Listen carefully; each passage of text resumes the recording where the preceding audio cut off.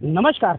आप देख रहे हैं TNS24 आवाज जन के खिलाफ। आइए नजर डालते हैं जनपद आगरा की एक विशेष खबर पर, जहां आज जनपद आगरा पूरा पतंग महोत्सव मनाने के लिए जो यमुना किनारा रोड है वहां पर आ चुका है। और वहीं अगर इससे थोड़ी सी दूर जाए, मात्र 100 मीटर दूरी पर, तो यह गंदगी का अंबार मां यमुना में देखा जा सकता है।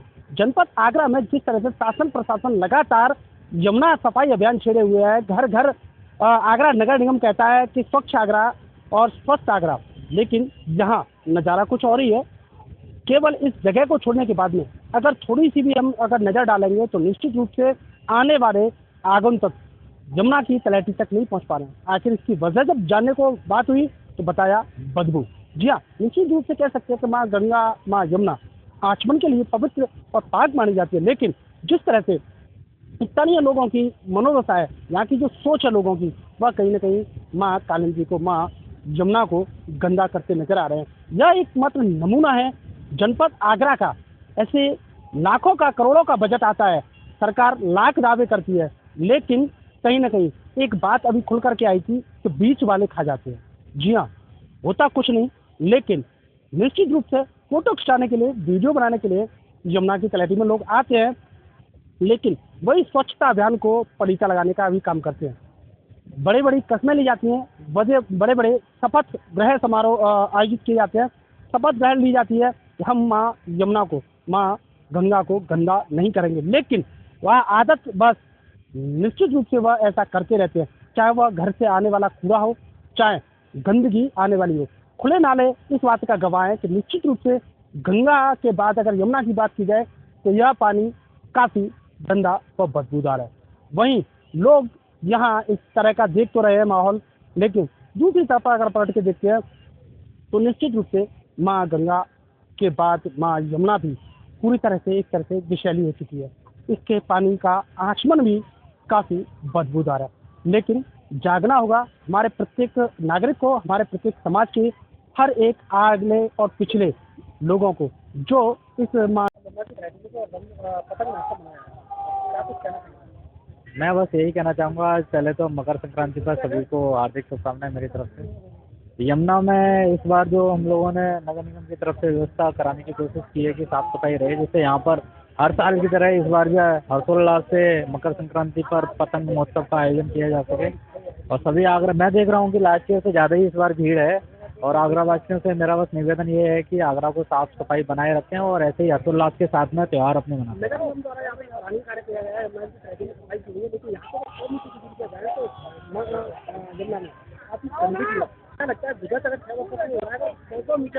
प्रत्येक साल बनाया जाता है, तो ये दायरा और भी अच्छा हो।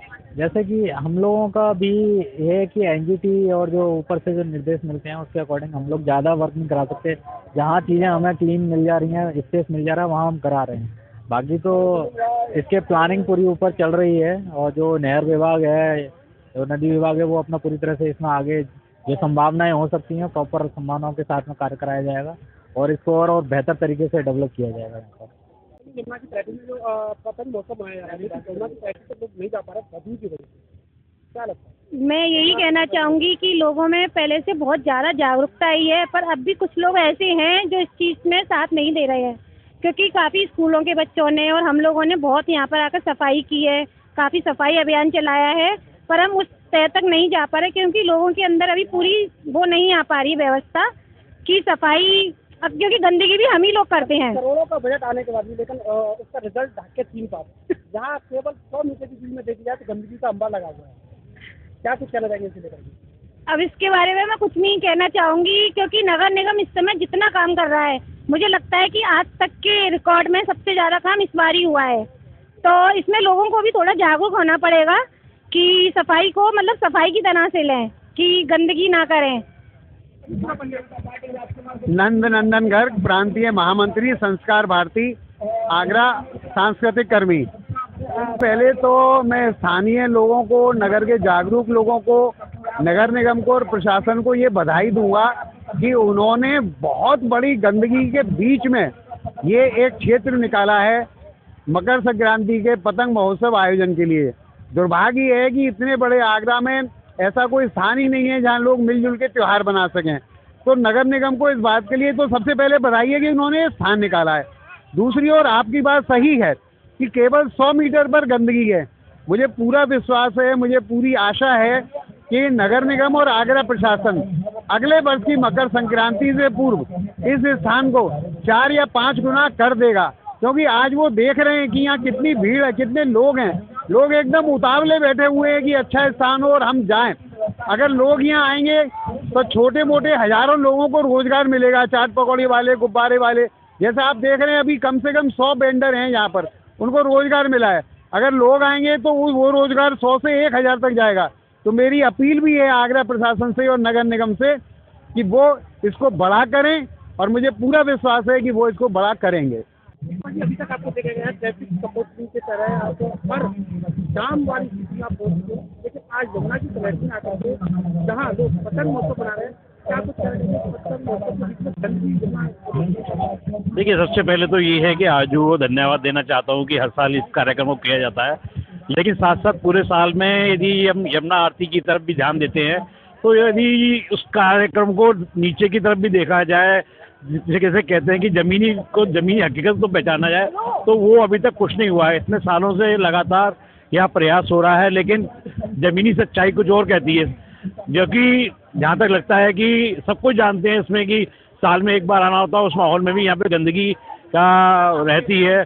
तो हमारा प्रशासन से भी उम्मीद करते हैं और आयोजकों से उम्मीद करते हैं एटलीस्ट कम से कम प्रशासन से 1 महीना पहले से इस जगह की सफाई चालू कराएं, क्योंकि यमुना का पानी काफ़ी दिन पहले उतर चुका होता है, और कम से कम कुछ एरिया जो है जहाँ पे कि ये प्रोग्राम आयोजित किया था इसको साफ़ सुथरा बनाएं, अच्छे से बनाएं, और जिससे कि लोग ज़्यादा से ज़्यादा इस माहौल में आ सकें, अपना एंजॉय कर सकें मकर संक्रांति के दिन पे। तो मेरा नाम प्रवीण कुमार अग्रवाल। भैया, ये मकर संक्रांति के उपलक्ष्य में एक ऐसा आयोजन है जो लोगों को धार्मिक आस्था से भी जोड़ रहा है और दूसरे दिलों से दिलों को जोड़ रहा है।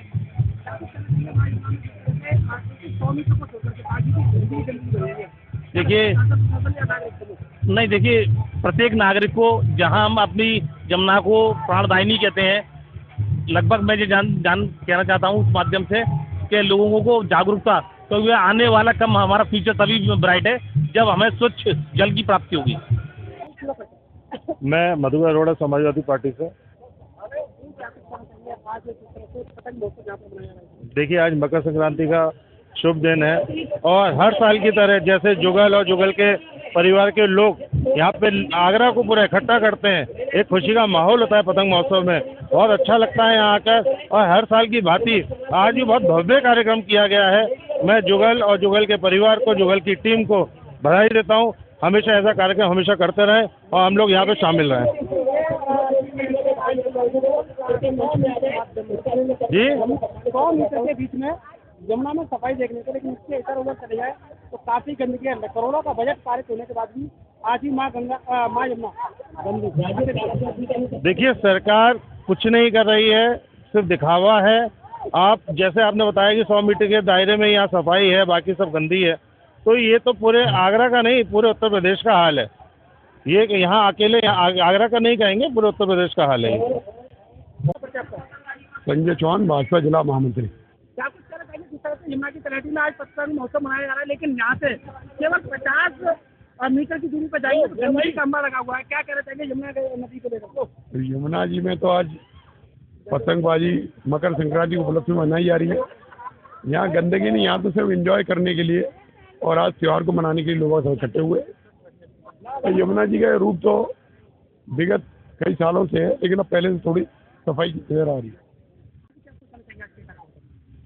ये कार्यक्रम कई वर्षों से हो रहा है और मैं देखता हूँ, मैं हर वर्ष आता हूँ कि ये कार्यक्रम दिन ब दिन एक बहुत ही वृद्ध रूप लेता जा रहा है।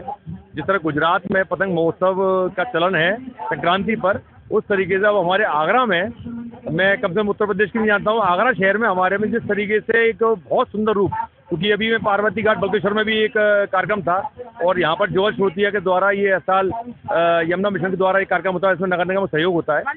माँ यमुना की गंदगी के बारे में क्या कहना चाहिए? हाँ, ये काफी प्रयास रहते हैं, लेकिन उसके बावजूद भी हाँ, यहाँ की 50 मीटर आपकी बात पूरी तरह सत्य है।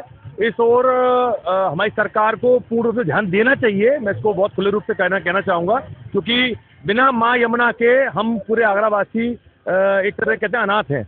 क्योंकि यमुना जी की जो हालत है, और ये जब बारिशों में जब होते हैं तभी थोड़ा ठीक होती है, उस वक्त के बाद खराब हो जाती है। तो नालों की टेपिंग और लोगों को अपने लिए या जो कूड़े का निस्तारण है वो डिसेंट्रलाइज मेथड, जब तक उसको नहीं अपनाएंगे तब तक इसका सोल्यूशन नहीं हो पाएगा। साहब जी, माँ जमुना और जमुना पर लगा पतंग महोत्सव, और ऐसे ब्रज की भाषा को जन जन तक पहुँचाया जाए। मैं ब्रज की धरा के जो कह सकते हैं आभूषण सूरज तिवारी जाने माने डायरेक्टर, फिल्म निर्देशक हमारे साथ हैं। और सबसे पहले आपको राधे राधे।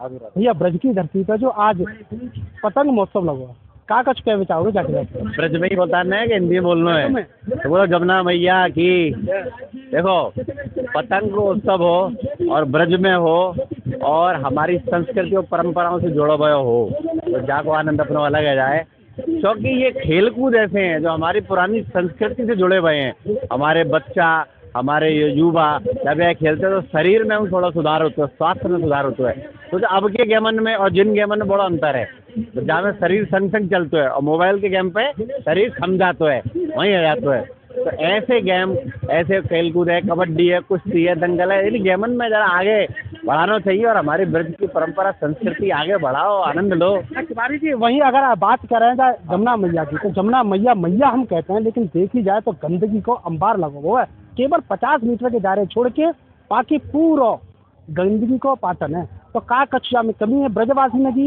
या नगर निगम की, या सरकार की? आखिर कमी निकल के आ रही है जो माँ जमुना के लिए इतना करोड़ों को बजट आवे के बावजूद और रिजल्ट जाको ढाक के 3 पाते। सबसे पहले कमी तो हमारी ये खुद की है। अगर हम अपने सिविक सेंस को नहीं जगाएंगे, मुझे ये पता नहीं चलेगा कि ये प्लास्टिक की चीज़ और मुझे यहाँ फेंकना है, इससे तकलीफ हो सकती है, गंगा को भी हो सकती है, जो पशु हैं, गाय है, वो खाते हैं, उनको भी हो सकती है। तो सबसे पहले खुद के सिविक सेंस को जगाना होगा।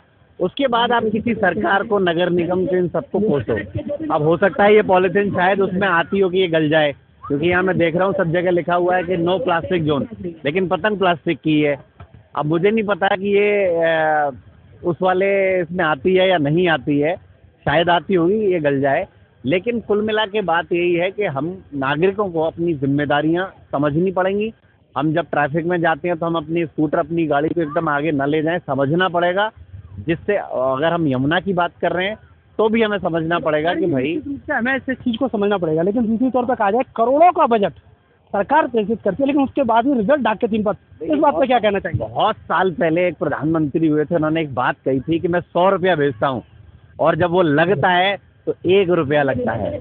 तो ये बात सरकारों को, अधिकारियों को सोचनी पड़ेगी। अगर 100 रुपया आ रहा है, अगर 50 भी लग गया तो इस आगरा शहर का नहीं, यमुना मैया का नहीं, इस देश का उद्धार हो जाएगा। दुनिया में हमारे देश की जो सोने की चिड़िया एक नाम कहा जाता था, या हमारे एजुकेशन को इतना बड़ा कहा जाता था, देश को इतना विश्व गुरु माना जाता है, वो वापस माना जाएगा अगर वास्तव में जो बजट पास होता है उसका 50-75% भी लग जाए जी, तो काम हो जाएगा। निश्चित रूप से आपको बताते चले कि माँ यमुना की तलहटी में जिस तरह से गंदगी का अंबार लगाया है, लेकिन इसको लेकर के जिस तरह से नेताओं के वह हम लोगों की भी दायित्व बनता है कि अगर साफ सफाई मन स्वच्छ होगा तो निश्चित रूप से हमारा शहर भी स्वच्छ होगा।